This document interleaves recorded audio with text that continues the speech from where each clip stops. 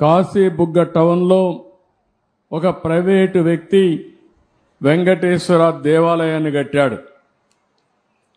అక్కడి నుంచి కార్తీక మాసం ఈరోజు చాలామంది అక్కడ దర్శనానికి వెళ్ళిపోయారు.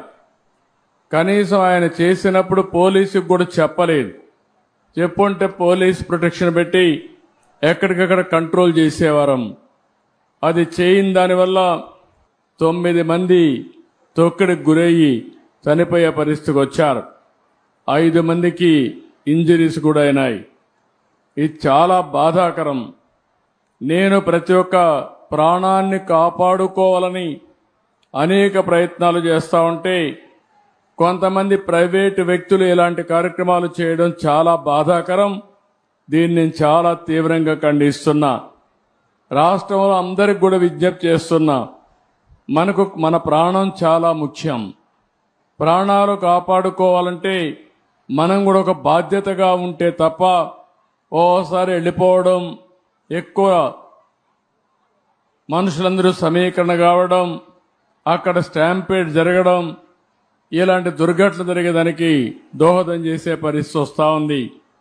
ఏదేమైనా మనం గుర్తుపెట్టుకోవాల్సింది, అమాయకులు చనిపోయారు. నేను చాలా బాధపడుతున్నా. అందుకని ఈ దుర్ఘటన పట్ల చాలా సీరియస్గా తీసుకుంటూ ఎవరైతే దానికి కారకులో వాళ్ళందరినీ కూడా ఇమ్మీడియట్గా కస్టడీలో తీసుకుని పూర్తి విచారణ చేసి తర్వాత ఏం చేయాలో తదుపరి చర్యలు చేపడతాం. ఇలాంటి సంఘటనలు ఈ రాష్ట్రంలో జరగడానికి వీలు లేదు. అందుకే ఒక పక్క దాన్ని చేస్తూనే అమాయకులు చనిపోయారు. 9 మంది ప్రాణాలు కోల్పోయారు. ఆ 9 మంది ప్రాణాలు కోల్పోయిందని నేను చాలా బాధపడుతున్నా.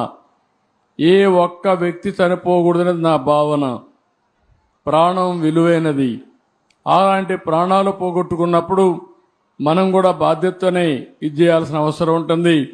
అలాంటి కుటుంబాలకి నా ప్రగాఢ సానుభూతి తెలియజేసుకుంటూ చనిపోయిన వాళ్ళందరికీ మన నివాళులు అర్పిస్తూ వాళ్ళ ఆత్మకు శాంతి కలగాలని, అది కూడా దేవుని సన్నిధిలో చనిపోయారు, దేవుని కోసరం పోయారు. కానీ ఈరోజు వాళ్ళంతా కూడా ప్రాణాలు వదిలిపెట్టే పరిస్థితి వచ్చారు. చాలా బాధేస్తుంది.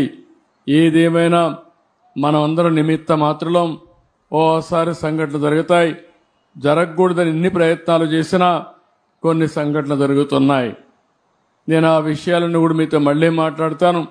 కాశీబుగ్గలో జరిగిన సంఘటన పట్ల దిగ్భ్రాంతిని వ్యక్తం చేస్తూ చనిపోయిన వారి పట్ల నా ప్రగాఢ సానుభూతి తెలియజేసుకుంటూ వారికి ఆత్మశాంతి కలగాలని భగవంతుని మనస్ఫూర్తిగా ప్రార్థిస్తూ ఇక్కడే అందరూ కూడా లేచి 2 నిమిషాలు మౌనం పాటించాల్సిందిగా మిమ్మల్ని అందరినీ కోరుతున్నా.